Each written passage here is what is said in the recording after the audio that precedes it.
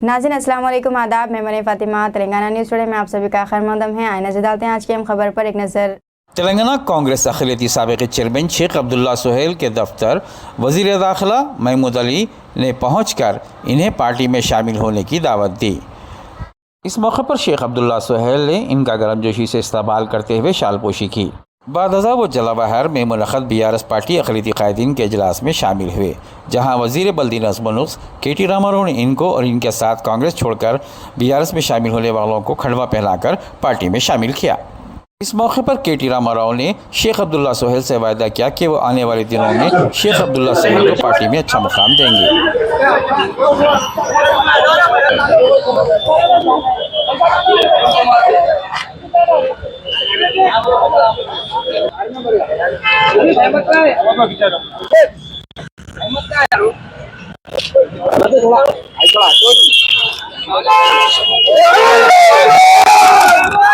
मैं ज्यादा नहीं कहना चाहता, बट एक बात जरूर कहूंगा।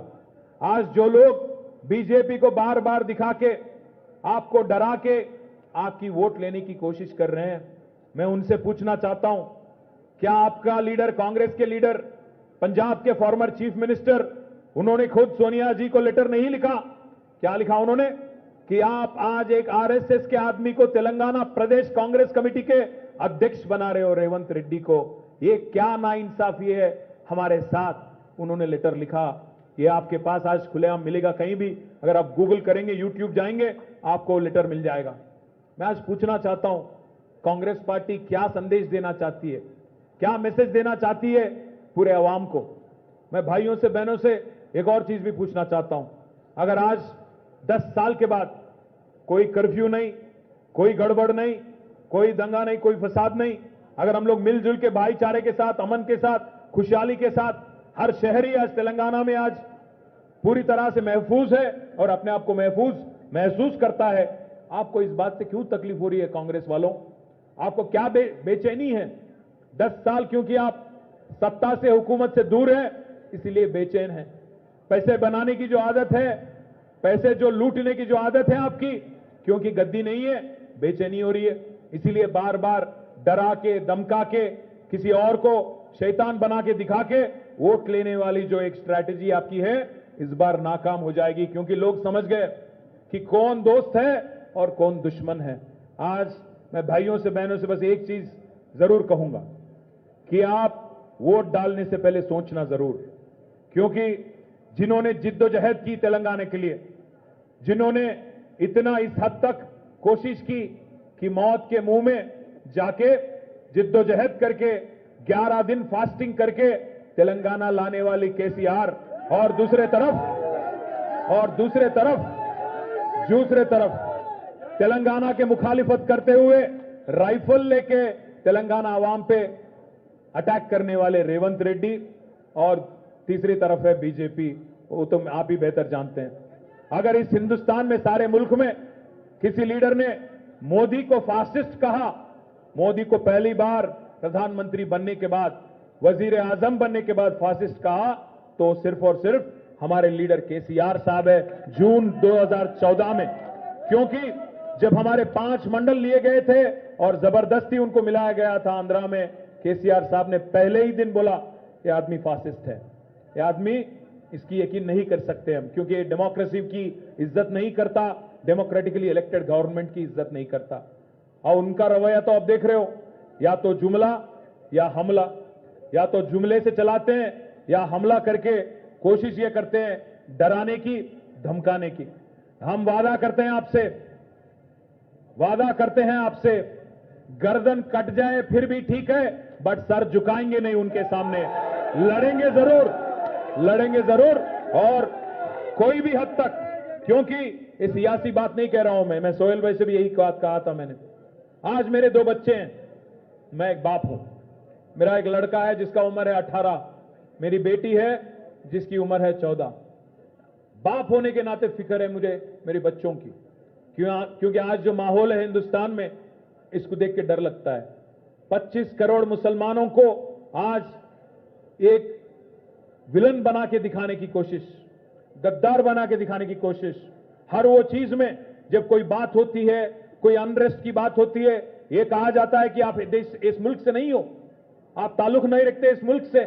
मैं याद दिलाना चाहता हूं उनको, सबसे ज्यादा आबादी अगर मुसलमानों की इस धरती पे कहीं है तो हिंदुस्तान में है सबसे ज्यादा आबादी।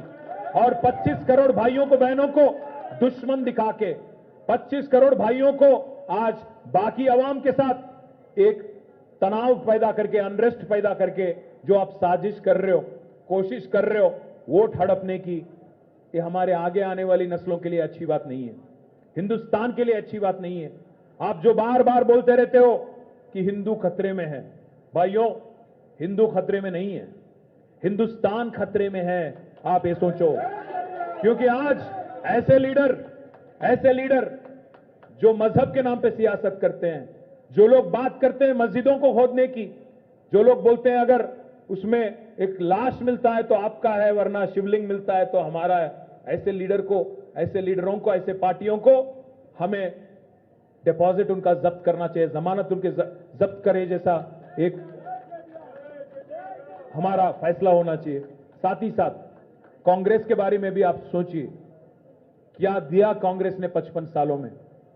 गरीबी बढ़ाए, लाचारी बढ़ाई और गरीब बनाए मुसलमानों को और सारे देश के अवाम को, और आज फिर से आके आपको बीजेपी को दिखा के वोट मांगने की कोशिश कर रही है। आज पूरे हिंदुस्तान में मुझे एक ऐसी सेक्युलर लीडर को दिखा दीजिए केसीआर साहब के अलावा जिन्होंने इस हद तक कोशिश की, हमारे आगे आने वाली जनरेशंस के बारे में उन्होंने सोचा, इतने बड़े तादाद में स्कूल चालू किया और इतने ही बड़े तादाद में आज जूनियर कॉलेजेस उन्होंने चालू किए। और साथ ही साथ एक और वादा भी मैं करता हूं, आते आते मेरी बात हो रही थी आबिद रसूल खान साहब के साथ, आज हमारे जो 100 से ज्यादा माइनॉरिटी इंस्टीट्यूशन जो पिछले 10 साल में बंद हो गए, मैं तमाम इंस्टीट्यूशन के जो मैनेजमेंट है उनसे भी और हमारे बच्चों से भी, जो लोग इंजीनियर बनना चाहते हैं, जो आज डॉक्टर बनने के ख्वाब देखते हैं, उन तमाम भाइयों को, तमाम बच्चों को भी मैं वादा करता हूं, क्योंकि हमने बढ़ाए टिमरिस के स्कूल और जूनियर कॉलेजेस, जरूर आपको एक इंस्टीट्यूशनल सपोर्ट भी मिलना चाहिए। आगे नेक्स्ट टर्म में जरूर वो काम भी हम कर दिखाएंगे और आपका पूरी तरह से मदद भी देंगे। साथ ही साथ वक्फ बोर्ड के बारे में भी लेके जो एक मन में आपके एक जो इच्छा है, जो एक आपका तमन्ना है कि इसको और मजबूत करना है, इसको और आगे ले जाके आपके फायदेमंद बनाना है, उसको लेके भी और लगातार कोशिश करेंगे। कुछ हद तक हमने कोशिश की, बट और कोशिशें करेंगे उसको मजबूत करने की, ताकि आवाम का फायदा हो, आप सब भाइयों का, बहनों का भी फायदा हो। आखिरी में मैं बस इतना ही कहता हूं, आज हिंदुस्तान का हालात आप देखिए, आज बाकी जगह क्या हाल हो रहा है, किस चीज पे चर्चा हो रहा है, ये भी देखिए। हलाल पे चर्चा होता है, हिजाब पे चर्चा होता है, बात होता है कर्नाटक इलेक्शन के दरमियान कि बजरंग दल को बैन किया जाएगा। क्या किया उन्होंने? अभी तक कुछ नहीं हुआ, आगे जाके भी कुछ नहीं करेंगे, क्योंकि उनको मालूम है इस्तेमाल करना है आपको वोट डालने वाली एक मशीन की तरह। इसके अलावा उनका कोई एजेंडा नहीं है कांग्रेस का। इसलिए भाइयों से, बहनों से मैं गुजारिश करता हूं, जो भाईचारा, खुशहाली, अमन तेलंगाना में पिछले 9.5 सालों में हमने देखा, इसी रास्ते पे चलते हैं।